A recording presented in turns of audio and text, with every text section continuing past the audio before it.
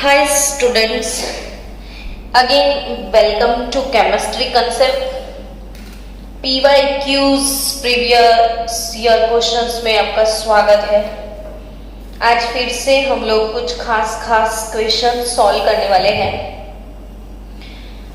Chapter 2, इसमें main important चीज क्या है? चैप्टर 2 की मेन इम्पॉर्टेंट चीज तो वो है खास करके क्वालिटेटिव प्रॉपर्टीज। आप लोगों को चैप्टर तो अब पूरा प्रिपेयर हो गया है।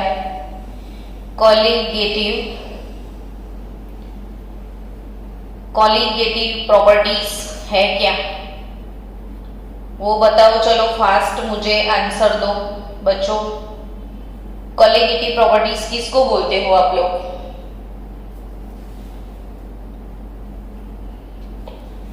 Properties which depend on number of particles. तो properties, such properties of solution which depends upon number of particle, जो number of particle पे डिपेंड करती है।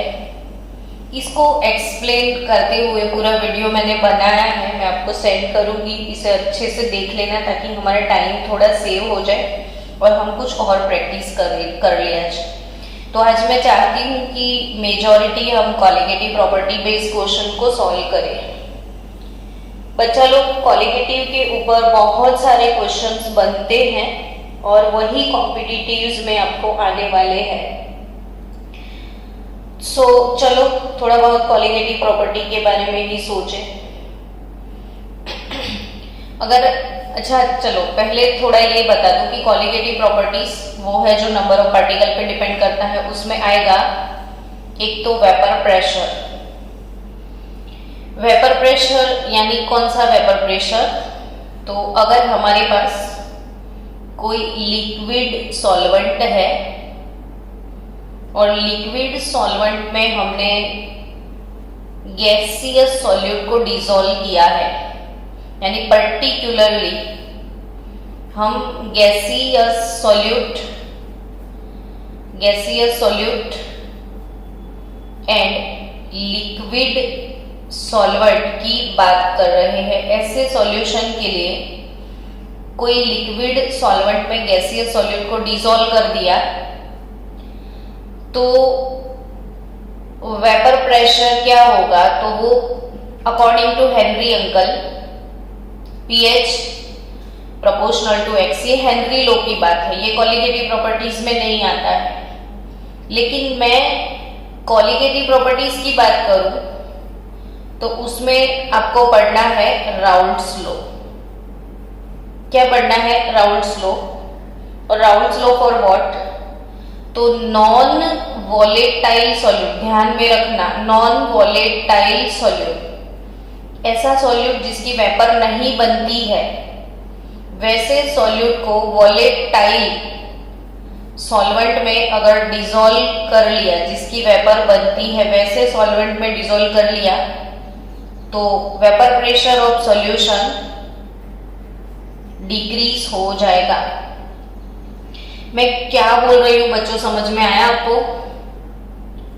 नॉन वॉलेटाइल सॉल्यूट यानी जिसकी वेपर ना बनती हो वैसा सॉल्यूट, जिसकी वेपर बनती हो वैसे सॉल्वेंट में डिसॉल्व कर दिया जाए। मान लो ये वाटर है जिसकी वेपर बनती है, वेपर वॉलेटाइल है।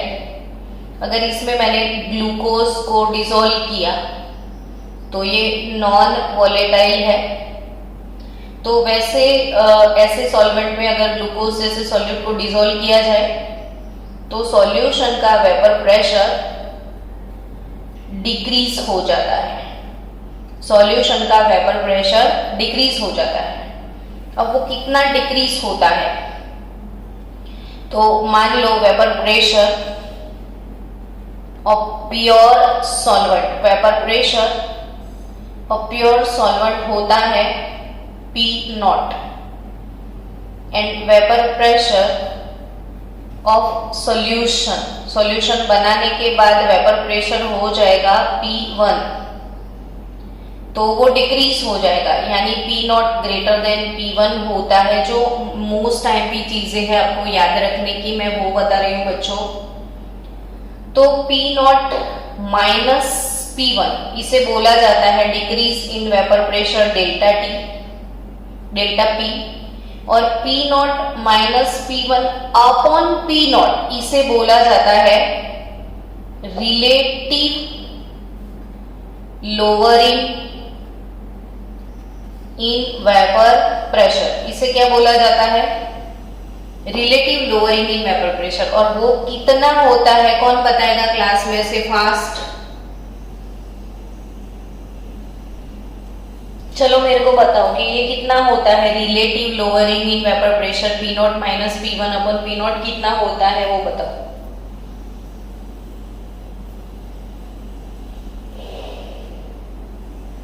Jabiya? Mole fraction of solute. Yes, mole fraction of solute के जितना होता है। और इसी के बेस आपको क्वेश्चन पूछते हैं बहुत सारे, तो आपको ये अच्छे से याद रखना है बच्चों कि प्योर सॉल्वेंट का वेपर प्रेशर P नॉट है, सॉल्यूशन का वेपर प्रेशर P1 है। तो ऐसे प्योर सॉल्वेंट में कुछ सॉल्यूट डालोगे तो वेपर प्रेशर डिक्रीज हो जाएगा। तो P nought minus P1 upon P not इसे बोला जाता है relative lowering in vapour pressure. अब क्वेश्चन ऐसे पूछ लिया था, देखो, if relative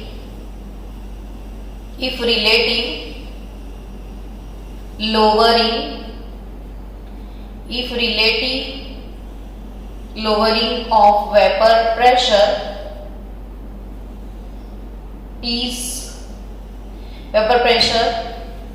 of a solution is 0.2, state the mole fraction of the solvent in that solution। देखो कितना क्यूट क्वेश्चन बनाया है ये कि if relative lowering of vapour pressure of a solution is 0.2, relative lowering of vapor pressure of solution is 0.2, then state the mole fraction of the solvent in that solution। कौन बताएगा इसे कैसे solve करना है फास्ट? और answer बताओ। 0.8। क्या? 0.8। हाँ, तो वही थीम समझना है कि relative lowering of vapour pressure मतलब ये चीज P nought minus P1 upon इसे रिलेटिव लोअरिंग बोलते हैं और वो मोल फ्रैक्शन सॉल्यूट के बराबर होता है। तो ये हो गया x2 0.2। Now we know that कि कोई भी सॉल्यूशन में सॉल्यूट और सॉल्वेंट दोनों का मोल फ्रैक्शन 1 होगा, तो सॉल्वेंट का मोल फ्रैक्शन 0.8 हो जाएगा। वैसे क्वेश्चन में कुछ भी नहीं था, लेकिन कंसेप्ट था, और कंसेप्ट नहीं है तो क्वेश्चन काफी टफ लगेगा आपको। तो ये एक चीज याद रखनी जरूरी है आपको। चलो मैं दूसरा क्वेश्चन आपको सॉल्व करवा रही हूँ कि which of the following liquid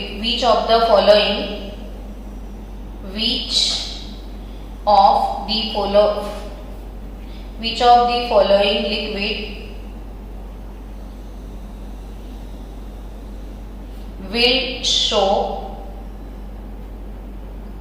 show maximum vapor pressure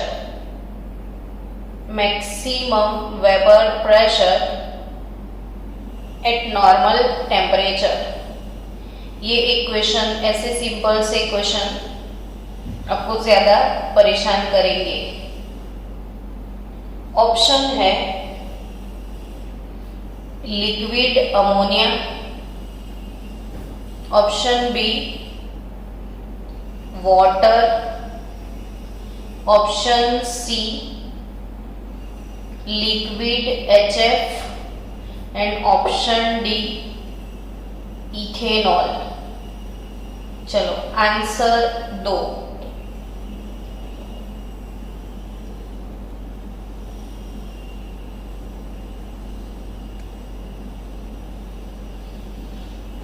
एकदम सिंपल सा क्वेश्चन है। ऐसे थियरी बेस्ड क्वेश्चन भी आपको आएंगे नीट में।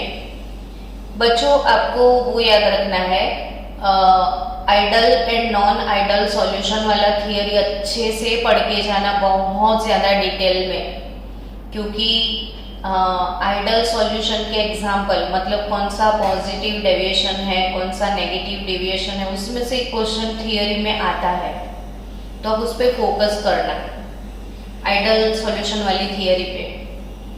चलो इसका आंसर कोई बता पाएगा मुझे?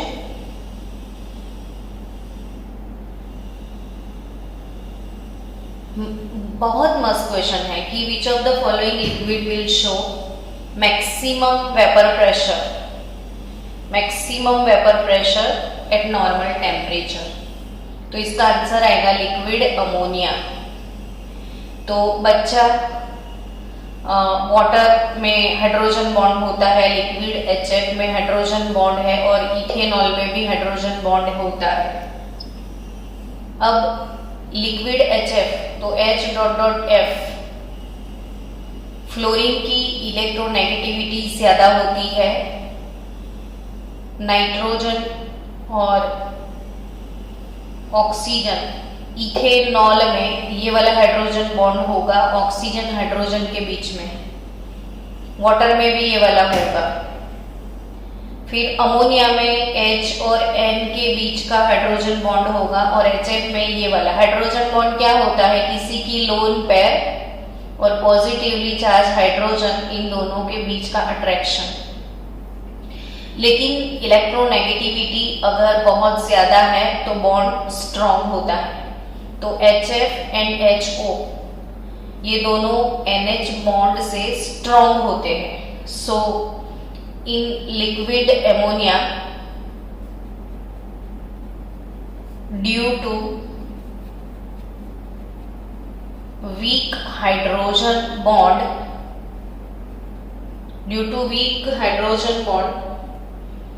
evaporation is more, मतलब वो ज्यादा इवोपरेट होगा तो ज्यादा वेपर बनाएगा, तो मैक्सिमम वेपर प्रेशर दिखाएगा।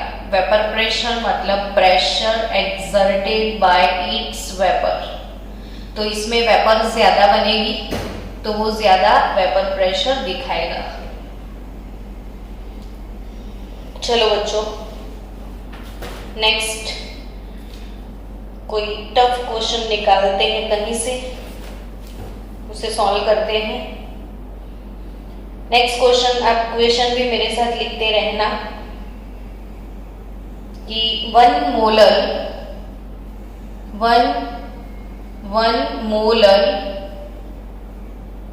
aqueous solution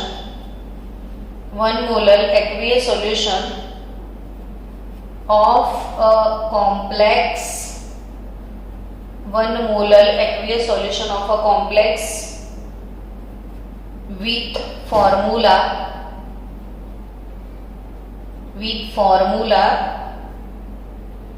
COCl3 into 6H2O shows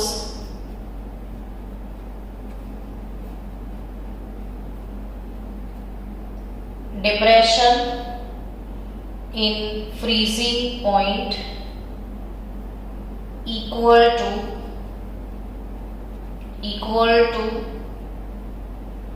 5.58 degree Celsius. Kf of H2O is 1.86 Kelvin kg per mole. ये केल्विन kg पर मोल इसका यूनिट याद रखना। बच्चा लोग आपका क्वेश्चन क्या है, 1 molar aqueous solution of a complex with formula shows depression in freezing point equal to this, तो उसका फॉर्मूला क्या होगा, एक्चुअल फॉर्मूला कि वो कौन सा कंपाउंड होगा, ये क्वेश्चन पूछा है। इसके लिए आपको ऑप्शन प्रोवाइड किए गए हैं। Option A CO H2O4 Cl2 Cl2H2। एक ये इसका फॉर्मूला दिया गया है कि ये रियल जो कंपाउंड का फॉर्मूला है, ये कंडेंस फॉर्मूला है, उसका स्ट्रक्चरल फॉर्मूला क्या है वो पूछा है। तो स्ट्रक्चरल फॉर्मूला के रिगार्डिंग आपको जजमेंट लेना है। CO H2O6 Cl3 फिर CO H2O5 Cl Cl2H2O और ऑप्शन डी है CO Cl3H2O6 और ऐसे 6 ऐसे लिखा है कुछ। अब ये कंडेंस फॉर्मूला, इसका रियल स्ट्रक्चरल फॉर्मूला इसमें से कौन सा है? अगर ऐसे क्वेश्चन आए तो कैसे उसे क्रैक करने हैं? तो यही नीट जी में ऐसे ही क्वेश्चन आएंगे। तो आपको समझना है कि हमें ये इंफॉर्मेशन से फॉर्मूला का कैसे पता चलेगा। तो बच्चों कॉलिगेटिव प्रॉपर्टी होता है ना, colligative property number of particle पे डिपेंड करता है। जब ऐसे क्वेश्चन आए तो आपको पार्टिकल के बारे में सोचना है। जैसे बच्चों K4 FeCN6 है सपोज, अगर ऐसा कोई कॉम्प्लेक्स है तो आप इसे डिसोसिएट करें ताकि आपको पता चले कि उसमें पार्टिकल कितने हैं। तो आपको इसको कैसे डिसोसिएट करना है? तो इसमें 4 पोटेशियम है, 4 मोल K+ है और इसमें 1 मोल फेरोसाइनाइड आयन है। ये 4 वैलेंसी -4 इसकी होगी, A1 इसकी होगी। यानी किसी भी कॉम्प्लेक्स को ब्रेक डाउन करना, डिसोसिएट करना बहुत ज्यादा जरूरी है। आपको समझ में आना चाहिए कि ब्रैकेट के बाहर वाला जो वैलेंसी है वही आयोनाइज होता है, ब्रैकेट के अंदर कभी कुछ आयोनाइज नहीं होता है। तो K4 FeCN6 में आपके पास नंबर ऑफ पार्टिकल 5 होंगे। तो जितने नंबर ऑफ पार्टिकल होते हैं उसे हम वांट ऑफ फैक्टर I बोलते हैं। तो number of particle want of factor I से पार्टिकल का पता चल जाता है और पार्टिकल का पता चलता है उससे फॉर्मूला पता चल जाता है। अब आपको ये वाले फर्स्ट वाले फॉर्मूला में देखो तो ये एक कॉम्प्लेक्स, ये सिर्फ एक ही पार्टिकल आपको कंसीडर करना है और कॉम्प्लेक्स के बाहर एक क्लोरीन, यानी इसमें I आपका 2 हो जाएगा। ये वाले कॉम्प्लेक्स में ये पूरा कॉम्प्लेक्स एक फुल पार्टिकल और 3 क्लोरीन बाहर है, तो 3 क्लोराइड आयन प्लस ये टोटल इसका I 4 हो जाएगा। 3 + 1 4। इसके बारे में सोचो तो एक कॉम्प्लेक्स और ये 2 Cl, 2 पार्टिकल ये, 1 पार्टिकल ये, टोटल इसका I हो जाएगा 3 और इसमें तो पूरे 6 पार्टिकल दिए हैं तो I 6 होगा। अब आप इसी इंफॉर्मेशन के हिसाब से I कैलकुलेट कर दो और I के हिसाब से आपको फॉर्मूला पता चल जाएगा। तो अब इसको I कैसे कैलकुलेट करोगे आप? वेट,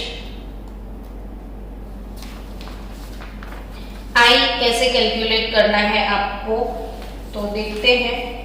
क्वेश्चन के हिसाब से सोचते हैं कि 1 molar aqueous solution of a complex with formula shows depression in freezing point। तो डिप्रेशन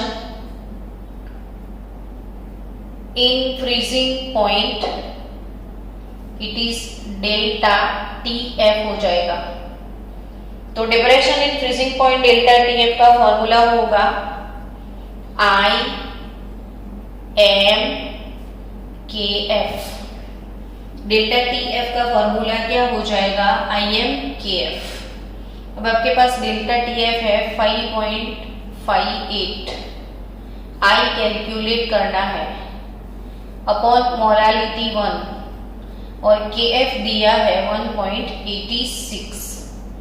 तो आप फास्ट I का कैलकुलेशन दिखा दो। मान लो अब एग्जाम में आप सोचोगे कि मुझे नहीं समझ में आ रहा है, तो ऐसे ही दिमाग यूज कर लो कि 5.58 को 6 कंसीडर कर लो और 1.86 को 2 कंसीडर कर लो, तो ये 6/2 कितना हो जाएगा? 3 नहीं हो जाएगा? आपको ज्यादा ब्रेन नहीं यूज करना है एग्जाम में, पूरा कैलकुलेशन शार्प नहीं निकालना है, यूज योर ब्रेन फास्ट। 5.58 तो 6 हो जाएगा और 1.86 तो 2, तो 6 डिवाइडेड बाय 2, सीधा आंसर 3 निकाल दो। आपको सब टाइम वेस्ट नहीं करना है कैलकुलेशन में। तो I 3 हो गया, तो 3I ये वाला, तो option is C, CO H2O 5Cl और बाहर लिखा है Cl2, तो आपका सही आंसर ये वाटर ऑफ क्रिस्टलाइजेशन होता है, उसे पार्टिकल में कंसीडर नहीं करना है। तब भी आपको नीट लेवल पे ऐसा कुछ डाल दिया ताकि आप उसको पार्टिकल में कंसीडर कर लो। तो ये वाटर ऑफ क्रिस्टलाइजेशन है, उसे पार्टिकल में कंसीडर नहीं करोगे, आयोनाइज नहीं होता है। तो ये जो कंपाउंड है इसके पार्टिकल कैलकुलेट करना है कैसे है वो समझ में आया तो फिर कोई प्रॉब्लम नहीं है। तो ये बहुत अच्छा क्वेश्चन है। चलो नेक्स्ट क्वेश्चन की तरफ जाए। इफ एक्वियस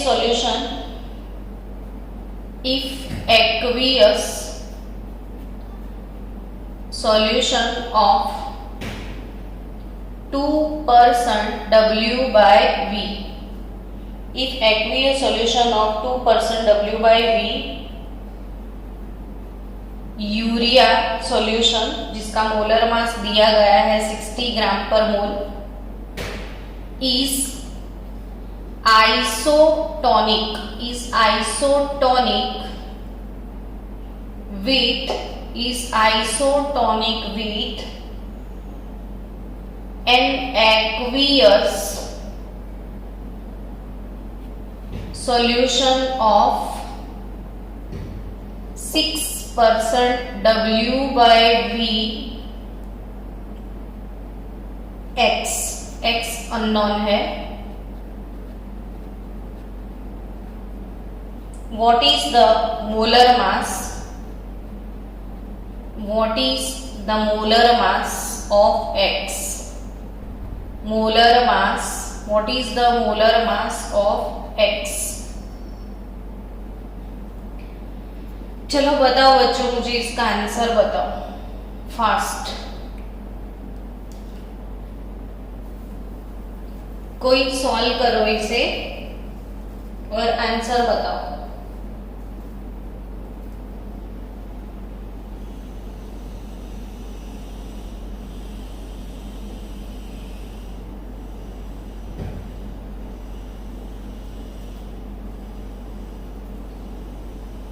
आता है किसी को? 5 मिनट में 180। तो इस क्वेश्चन को कैसे सॉल्व करना है? आइसोटोनिक का मतलब क्या होता है वो बताओ ना मुझे। आइसोटोनिक सॉल्यूशन किसको बोलते हैं? तो solutions having same osmotic pressure, जिसका ऑस्मोटिक प्रेशर सेम होगा। क्या सेम होगा? ऑस्मोटिक प्रेशर अगर सेम है तो इसे बोला जाता है आइसोटोनिक सॉल्यूशन। यानी बच्चों आपके पास 2% W by V यूरिया का solution 6% W by V X के सॉल्यूशन के साथ आइसोटोनिक है। तो ऑस्मोटिक प्रेशर जो है उसका फॉर्मूला है pi is equal to CRT होता है। तो अगर यूरिया का ऑस्मोटिक प्रेशर पाई 1 है तो वो C1RT और X का ऑस्मोटिक प्रेशर पाई 2 है तो वो C2RT हो जाएगा। अब आइसोटोनिक मीन्स दोनों का ऑस्मोटिक प्रेशर सेम है। It means C1 is equal to C2, RT दोनों में कॉमन है। Pi 1 is equal to pi 2 का अल्टीमेटली सीधा मतलब होगा C1 is equal to C2। और ये जो C1 है वो है कंसंट्रेशन इन मोल पर लीटर। ये मोल पर लीटर कंसंट्रेशन है C1। तो मोलरिटी होता क्या है, तो weight of solute G/mv, G/mv, तो दोनों की मोलरिटी सेम कर लो। अल्टीमेटली इसमें तो परसेंटेज है तो वॉल्यूम भी सेम रहेगा, तो volume is equal to V1 is equal to V2 ही होगा। परसेंटेज दिया है तो 2% W/V यूरिया, मतलब 2 gram urea in 100 ml of solution, और ये 6 ग्राम X in 100 ml of solution. तो ये W 2 ग्राम, इसका मोलर मास यूरिया का 60, वॉल्यूम तो 100, इसका भी 100 लिखो, 0.1 लीटर लिखो, क्या फर्क पड़ता है, दोनों साइड तो सेम है। W2 इसका मास 6 ग्राम है, इसका मोलर मास नहीं पता है, और इसका भी वॉल्यूम 100 ml में, ऊपर लीटर में लिखोगे तो पर क्या फर्क पड़ता है, दोनों सेम है, निकल जाएगा टर्म पूरा। तो आपको मिलेगा M2, तो 6 इंटू 60 डिवाइडेड बाई 2, तो your answer is 180 gram per मोल। यानी बहुत प्यारा सा क्यूट सा ये क्वेश्चन है, और ये क्वेश्चन ऐसे ही आराम से आपको एग्जाम में पूछ सकते हैं। चलो, आपका टाइम चल रहा है ना, अभी मीटिंग, मेरे को बताना कुछ प्रॉब्लम है, एंड हो जाएगा तो। चलो next question, osmotic pressure pi of aqueous solution of urea is 500 mm at 10 degrees Celsius. If its temperature is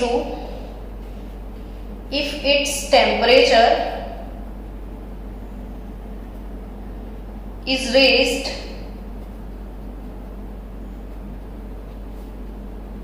25 degrees Celsius, how many times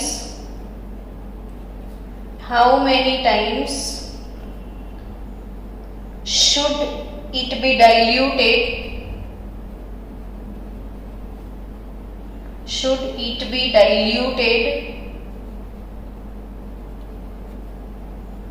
so as to get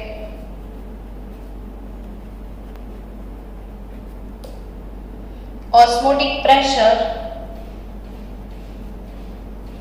is equal to 105.3 mm।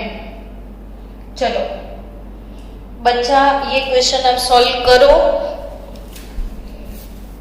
आपको time दिया गया। कोई answer लेके आया?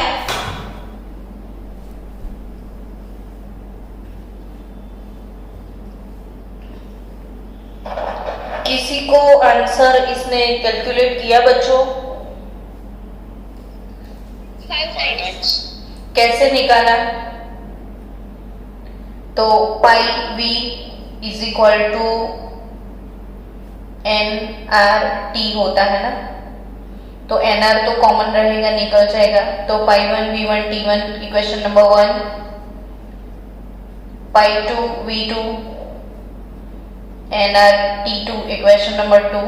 तो 1 divided by 2 कर लो, तो पाई 1 upon pi 2 होगा क्या, तो T1 अपॉन V1 डिवाइड करो तो T1 अपॉन V1 और V2 अपॉन T2 हो जाएगा। तो पाई 1 कितना था पहले, 500 mm अपॉन वो 105.3 is equal to temperature T1 kelvin में लेना होगा आपको 283 इंटू V2 अपॉन V1, ये हो जाएगा 298। तो आपको V2 बाई V1 लाना है, सिर्फ और कुछ नहीं करना है, V2 ओवर V1 लेके आना है। तो 500 इंटू 298 अपॉन 283 इंटू 105.3, तो आपका आंसर निकलेगा 5। चलो ये mm में है तो दोनों mm में लेना है, तो अब इसको बार मतलब एटमॉस्फेयर में कन्वर्ट करना होता है, लेकिन दोनों को डिवाइड बाय 760 करोगे तो वैसे भी निकल जाएगा। सो V2 बाई V1 इज 5, तो V2 is equal to 5V1, यानी उसको 5 टाइम्स डाइल्यूट करना पड़ेगा। चलो स्टूडेंट्स, नेक्स्ट MCQ है बहुत अच्छे, लेकिन अभी मेरे पास टाइम नहीं है, तो कोई बात नहीं, मैं कल आपको वापिस सॉल्यूशन के MCQ करवाऊंगी। कल आपको मिलेंगे सॉल्यूशन के MCQ का चांस ज्यादा। तो आप लोग एक काम करो,